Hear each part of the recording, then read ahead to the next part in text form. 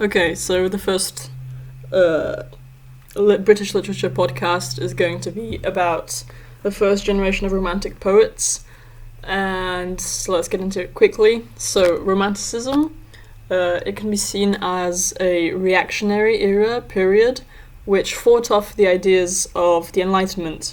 So we're leaving such thoughts as the brain is the most important thing, intelligence is key, people are the best ever on earth. We're leaving all of that behind, and we're going into a period where the main focuses are emotions, nature, the beauty of life, the reason is replaced by imagination, and individualism as well. People who were eccentric were accepted, even sought after. They preferred imperfection instead of being glorified as perfect. And introspection was very important. It was no longer looking at a human race as a whole, but looking deep inside of oneself and determining what is important for you as an individual human. So, the first generation of Romantic poets is mainly represented by two guys. The first one is Samuel Taylor Coleridge, not to be confused with Samuel Coleridge Taylor, because I searched him at the first time. And it's a totally different guy who looks totally different. So we're not speaking of this one, although he does look very kind, nice gentleman. We're talking of this white guy. And, yeah. Okay, so the poems by him, which we focused on, or the main one, was The Rime of the Old Mariner. But first off, before I delve into that poem, I guess we should also focus on the second guy who was really important, the second poet, and that is Wordsworth.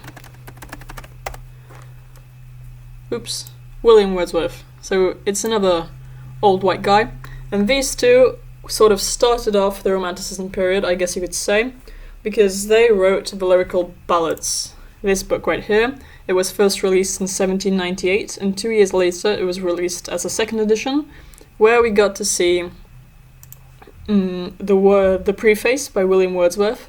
And in this preface by William, he sort of lays down the foundation for what Romanticism is. He talks about the importance of nature for poets, and he talks about how important it is to him as a poet to write in a language that is accessible to all. So we're leaving behind the idea that poets are meant to teach people and that poets are meant to be high and mighty and only reach to the intelligence and the intelligent people. And we're going back down to an emotional level where poets write poetry for everyone and want to be accessible to everyone because everyone feels emotions. So that's why the Lyrical Ballads are really important. This will also be needed for the Budzia test, so remember Wordsworth, Coleridge, ballads. And to add on, the ballads were the most important genre during the Romanticism period, or at least during the first period of Romantics. The themes, so as it says here, individualism, emotions, irrational feelings, and the sublime. So this is the first sort of key word we need to remember. It's this feeling of awesome grandeur in art and nature. So something is terrifying but impressive and beautiful at the same time, especially in natural phenomena. So when looking at mountains, creeks, hills, lakes, etc. And it makes humans feel insignificant but also in awe totally. And another thing to remember, another key term, this is the next one we're leading to, is that these two people, Coleridge and Wordsworth, were called the Lake Poets because they lived in the Lake District in England, and nothing more sort of linked them stylistically, apart from the Romanticism and the fact they were from the lakes, but people called them the Lake Poets, and I think it was also sort of meant to be a mean thing, like it wasn't a compliment, it was almost derogatory, I guess. Okay, so Wordsworth.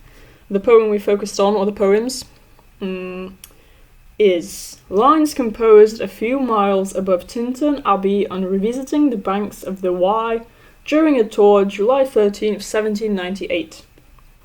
So he has a lengthy title, and in his poem he gives really lengthy descriptions of nature. he went there 5 years ago, and then he went there 5 years later, and now he's sort of talking about his first impressions and his next impressions. So the poem is nostalgic, it contains mixed emotions, both happiness and sadness. His younger self was more boyish and less sophisticated. He feared the sublime, but now he sort of feels a love towards it.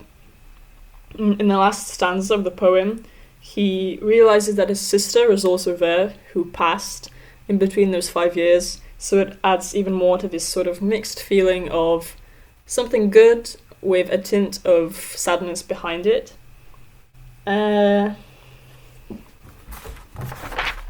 What else? Oh yeah, and it starts off as a dramatic monologue and switches to a conversation when his sister appears. He projects his experiences onto someone else, the sister in this case, and an almost audience surrogate appears.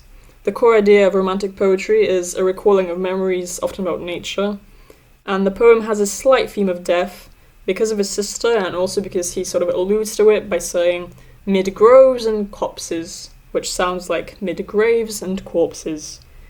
And he notices that even nature is becoming urbanized, so to sort of link it to romantic things, he feels emotions with the place, he feels the sublime, he's amazed by this beautiful abbey, this beautiful place, but at the same time he feels a sort of bitterness because he's seeing that nature is getting destroyed, and he gets really angry.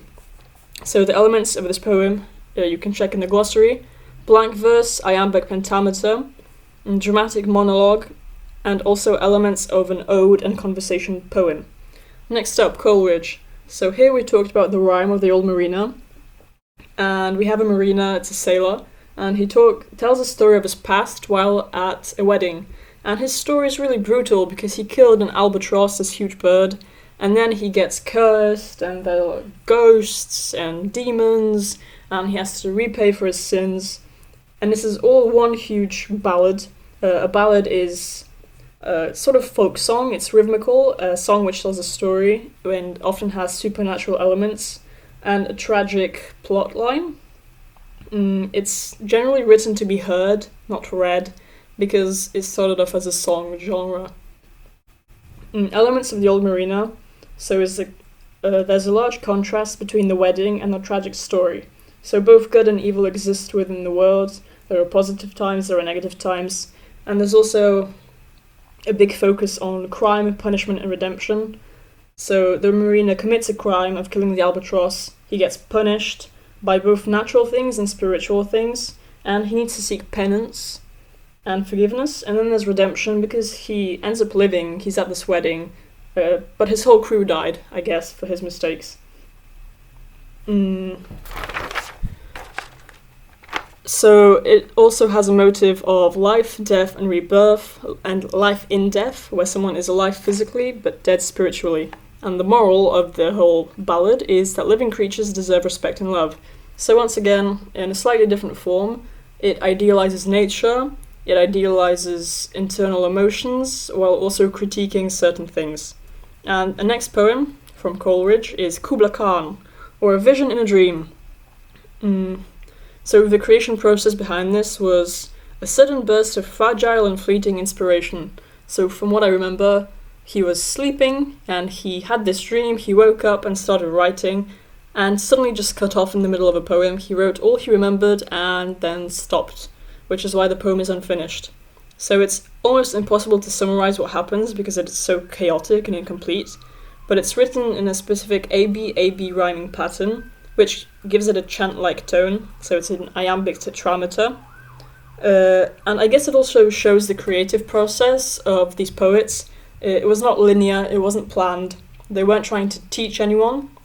They were trying to pass on their chaotic emotions, feelings, and visions. And this makes the poem exotic and mysterious.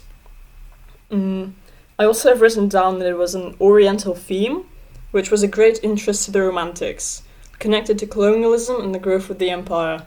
So I guess typical colonizers, everything you don't know about the world is fascinating and you feel the need to make it your own.